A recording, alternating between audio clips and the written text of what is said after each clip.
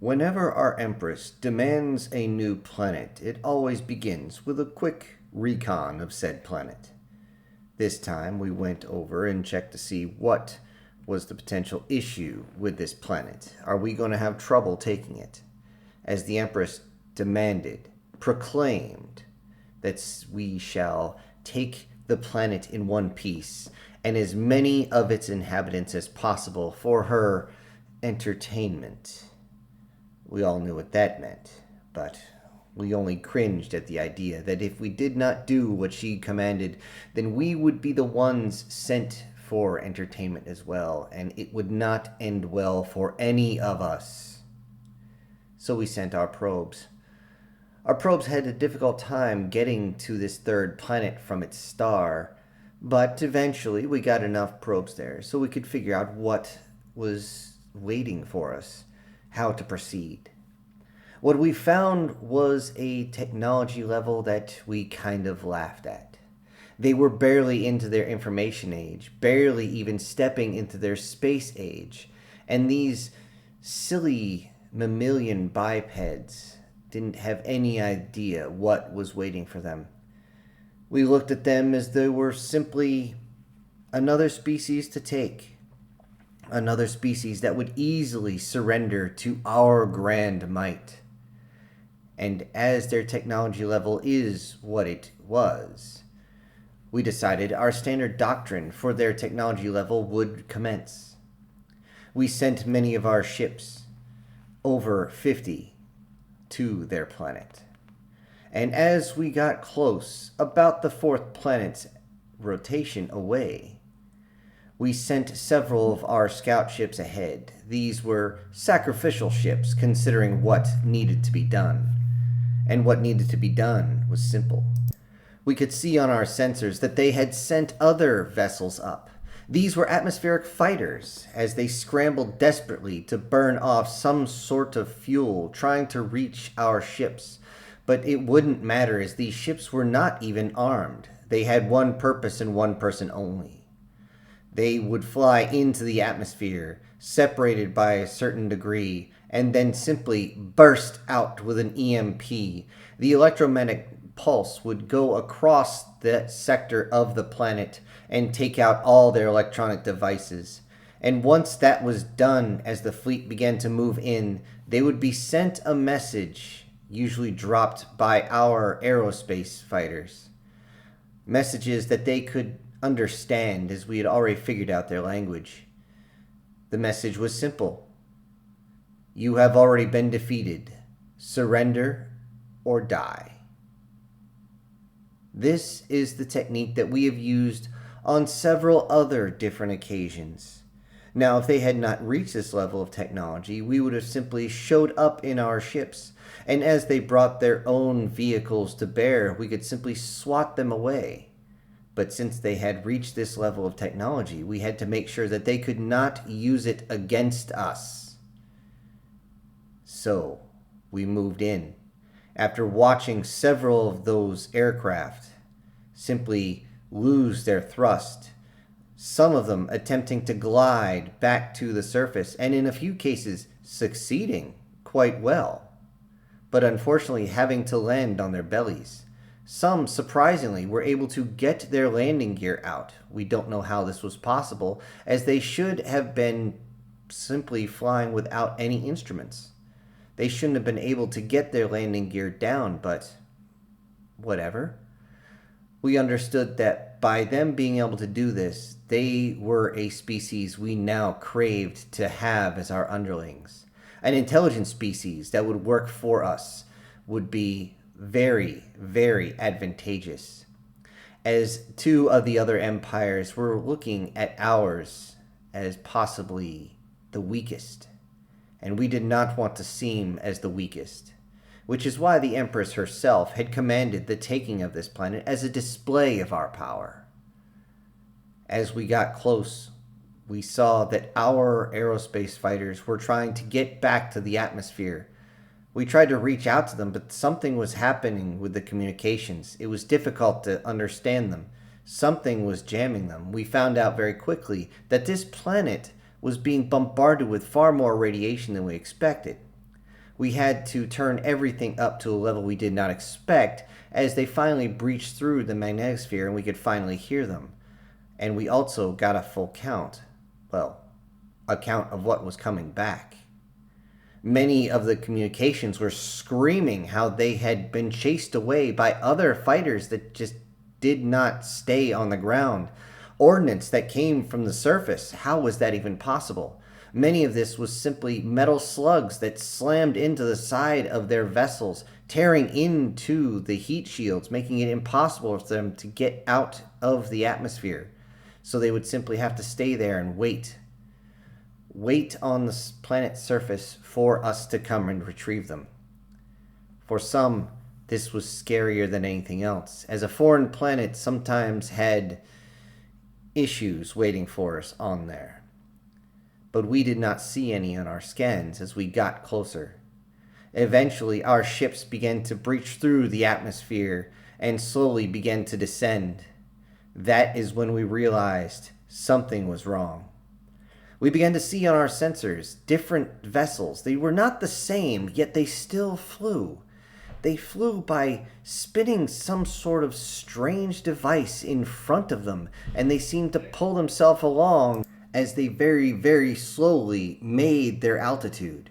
As our ships made it towards the surface of the planet, which from their own lunar orbit to the surface took several of the planet's days to do so, at least safely.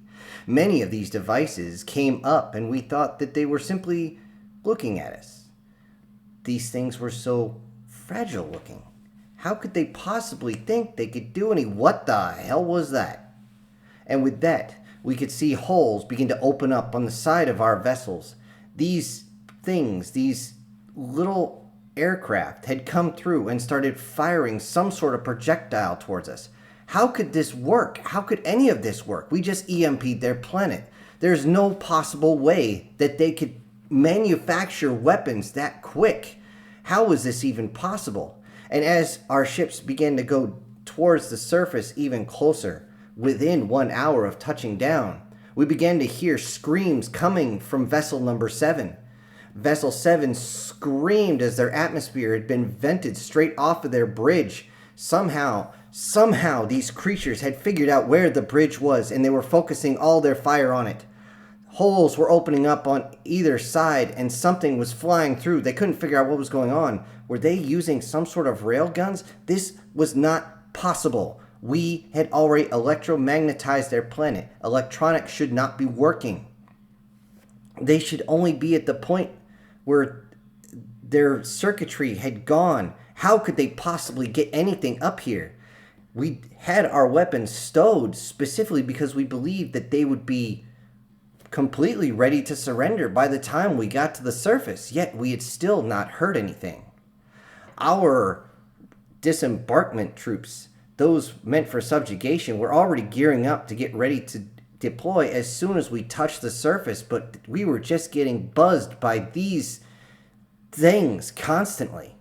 And as we got closer and closer to the surface, we looked and we could see several other mechanical devices moving.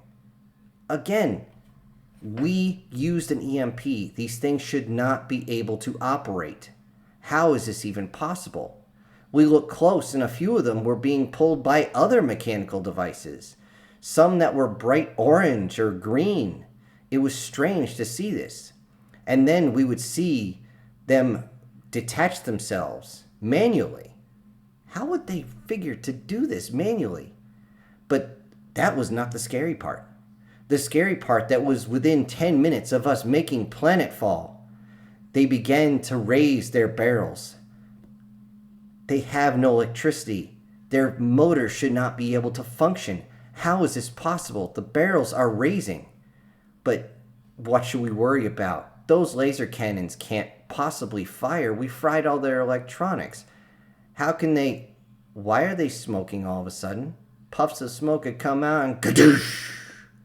The ship started pushing themselves side to side, rocking from every single impact. Several of the impacts would go inside the ship and then explode. Others would actually pierce clean through from the ventral to the dorsal side. Some were aimed directly at our engines as they were coming down. Others were aimed towards the bridge. but all of them extremely accurate. Some of them coming at with several different almost little metal balls as they burst very close, and these metal balls would puncture our hull. What the heck? I started screaming to the first officer, "Land us now! Get us on the surface! Disembark our subjugation forces. We need to take this planet before anything else happens." I looked over to the sensor array and I realized that not only Ship 7, but 11 had crashed as well. Their bridges were completely destroyed and their engines compartments had been hit and they had simply crashed onto the planet. We were nervous now.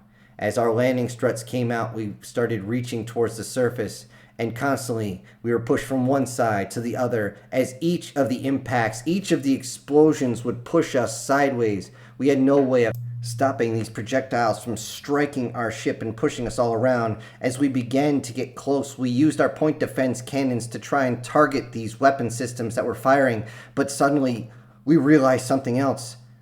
There was another burst of smoke, but this time it was from a different area of these devices. Something else, and they began to move on their own. How could they do this? What in the ever-loving Maker would give them the power to do this? This was beyond all reason. How could they suddenly begin to move on their own? It was like one right after the other was figuring out how to start up its motors once again and began to move around. But these were not our biggest problem. As our point defense cannons began to fire on anything that they could target, those that were still flying around were easy pickings for any of our point defense cannons, even though they would constantly overshoot. Those that were inside these flying vessels were clearly well skilled, as it took several minutes to knock them all out of the sky, at least those that were still around. Once we started firing at them, they realized that they were outgunned, and they immediately banked away as hard as possible and left the combat zone. We realized now that we had air superiority, and now that we were on the ground, we could finally launch our own fighters. You can't launch them coming through the atmosphere. That's a quick way to destroy the fighters inside the flight deck itself, as simply inertia would make them, as they began to lift off, crash against the ceiling of the ports themselves. We extended the flight deck as far as we could as soon as we were on the ground, as the doors opened on the base to allow the troops to leave. We sent everything out at the same time, still using our point defense cannons as best we could to try and keep anything back. But it was insane. Several projectiles would come over the horizon. Some of them we could pick up with our sensors, breaking the stratosphere, and then suddenly coming down. Well, no matter what we fired at them, they just kept coming. These must have been just falling rocks. Yet when they landed, they exploded with extreme force. One or two of them would land on the far side, and then one or two of them would land close, a whole lot closer to where the enemy was. We couldn't figure out. These gunners must not know what they're talking about. And for a moment, we chuckled. At least we got a reprieve. And then those same rounds would land almost exactly on top of us. Then we realized what they were doing, but it was too late. I ordered everyone off the ship. Everyone. Even the crew to man the ship. Everyone was to get off the ship as soon as possible, but it was almost too late, as all these explosives and everything else started crashing down onto us. It was absolute pandemonium as we all ran towards any exit we could find. In some cases, I ran down the hallway and could see an explosive come through the wall, killing several of my crew. Nothing I could do for them, as the explosive had just thrown them against the side and turned them into chunky salsa. I looked out and I could hear my own troops screaming. Their armor seemed to be ineffective against anything that they were being hit with. We couldn't figure anything out. This was our best armor. There was not a single energy weapon anywhere that could penetrate it with less than 10 strikes in the same area. This organic armor was designed specifically to stop anybody from taking us down, and yet I could see through the crack in our armor that the armor on the soldiers didn't do any good. Whatever they were being struck with was ripping parts of them off as our blood started spraying the ground. And then another volley of explosives hit, and I didn't have time to worry. Many of the crew did not make it out as these explosives continued to rain down on the ship. Those in charge of each of the group were telling all their soldiers to spread out away from the ships, get them away. I no longer had comms with any of the other ships. I just hoped that possibly we got enough of our own into the air to keep their own sub-orbital forces away from us, but it was absolute chaos. By the time the explosives had stopped several minutes later, I looked around and only half of our 300,000 had made it off the ship. They all began to push farther out, but as they did, more and more of these strange pops in the distance would happen, and then another one would scream as though they were hit. Some didn't even have a chance to scream as their head would simply explode. We found out very quickly that the louder the pop, the more gruesome it was. It was horrible. We thought we had faced the worst of it. We were wrong. It was before nightfall that we could see and hear several things off in the distance. We pulled up our infrared and we could see that several vehicles were coming over the hills. Off in the distance through the valleys, we could hear them and we could see lights moving around, but we could not get a good view. We should have left a few ships out in space to look over. We hoped that we would be able to get our distress call out. One of the ships must have sent a distress call.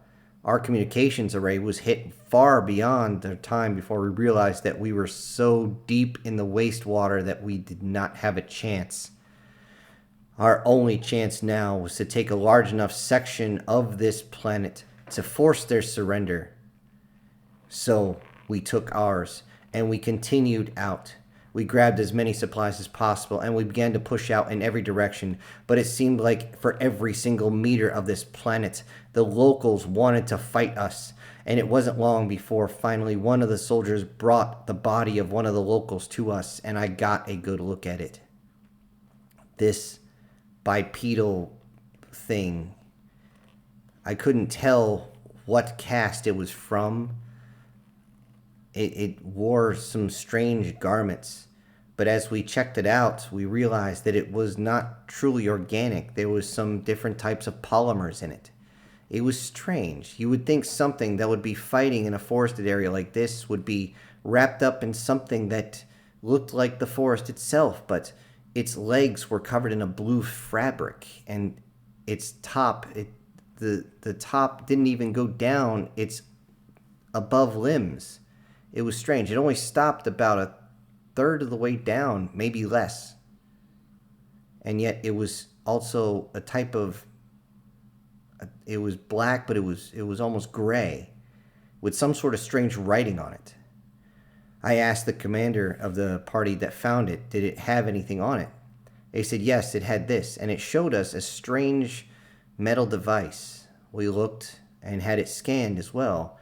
This strange device that it was holding was simply metal and wood. We began to look through trying to analyze it, and eventually we were able to open it up, and a strange thing popped out. It was almost gold in its look. When we scanned it, it was a type of brass. As we scanned it even closer, we realized that inside was some sort of chemical, and then we realized what was happening. They had projectile weapons. That was the sound we heard. Now we knew what we were facing, but unfortunately we didn't have much to go against them. But we could change our tactics, and we did.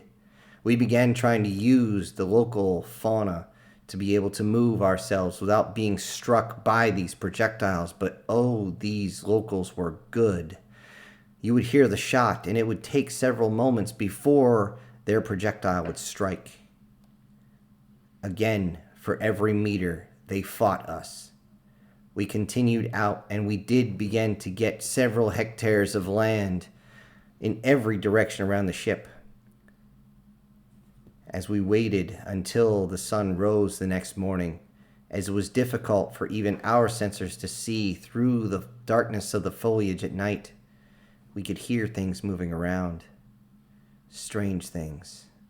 Strange noises. Was this the locals?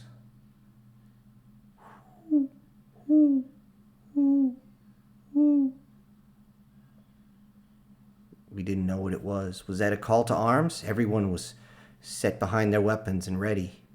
Everyone's nerves on full alert. Every once in a while firing into the darkness as they believed they saw something moving. We didn't see anything. We couldn't figure out what it was. Anything around us. But we could still see the lights off in the distance moving around. We knew that most likely they would be coming at us, but when, we didn't know. It was a long night. It was a very long night. Our nights are only 17 standard hours. Theirs are 31 standard hours. We would find out later that the humans say, it's the middle of summer, it's only 6. Strange people. But before we had a chance, and just at the first glimmer that the sun may be rising again, everyone extremely exhausted from being alert all night, the sounds that came from the woods. We could hear the sounds of machines moving through. We could hear the sounds of people moving around. We looked to see where they were coming from, and as soon as we heard the first shot, we knew we were in trouble. The first shot was a loud and thunderous boom, and we saw this bright shine come through. It took several moments before it arced over and struck our main lines, and behind that was another smaller weapon that came from the same device. This thing on tracks got closer and closer, firing its main weapon over and over again. Flanked on either side were more of them. How could they possibly get them running? We hit them with the EMP. This should be an easy cleanup. But that was not the worst. Even though we could able to hold them at a standstill with our heavy weapons and the point defense systems, that is when we realized we were truly, truly wrapped helically. As we looked up, we could hear something in the sky. Our fighters, we could see bank off into the distance. I tried to reach for the comms to find out what was going on, and then suddenly we saw streaks of smoke go across the sky, and before our fighters could even get away, they struck our fighters, and they all exploded in masses of fire. It wasn't but a few moments later that the enemy air forces had come in mass. The original in-atmosphere fighters that we thought that we had taken down had taken flight once again, and they came in and hit our ship again with everything they could, striking not only with things that explode, but with things that burn. And with that, I started to scream into our communications on a broadband that we surrender. We surrender. I do not want to watch my people get slaughtered in a useless battle. We surrender. It must have fallen on deaf ears as the battle raged for over an hour and a half more, but eventually the weapons went silent. As we dropped our weapons and held there, dropping down to our knees and sticking our hands, all 4 of them, to the sky in this universal sign of surrender, we saw for the first time what we truly had faced. Several of their vehicles rolled up to us on some sort of track that was underneath. Each of them had a different type of large cannon out the top and a small cannon next to it, but walking next to them were all sorts of bipeds holding all sorts of weapons. They simply walked over and started asking us questions, but we couldn't understand it until we adjusted our translator. Eventually, we found out they were asking who was in charge, and I surrendered myself. I told them that I would follow their direction as is our law. As I was interrogated by one of their commanders, I simply had to ask, how did they survive the EMP? That should have knocked their technology completely away. They seemed to find this amusing, as they told us, well, you clearly don't know humanity. We don't need technology to kill you. All we need is a rock. We were confused on this. But you did not strike us with rocks. Nope, but a bullet works just as good. We were confused again. A bullet?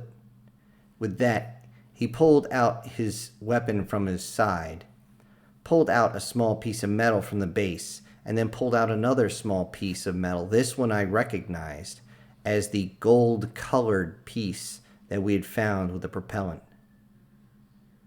He simply looked at me as I showed recognition, and he smiled. You get it now? I simply raised my shoulder and then lowered it again. He did not understand the gesture, but I was agreeing with him. He simply put that same piece of metal in that long piece of metal he had taken out, and then put that other piece of metal back into his weapon with a click, and then put it back into the side. He did not seem to be agitated at all. It would be almost one of our years before we finally had an answer to why the EMP did not work and why it seemed that they had been miraculously able to fight us.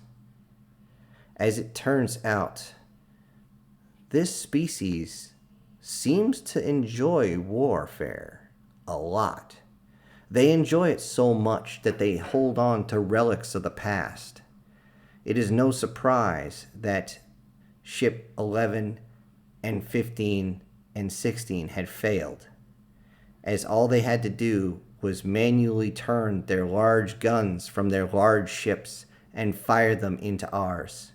Our ships were not designed to take that type of punishment, and they simply crashed into the ground. Around the entire world, our forces were knocked out of the sky by weapons that these creatures had not used to fight each other in almost 70 of their years. It scares me.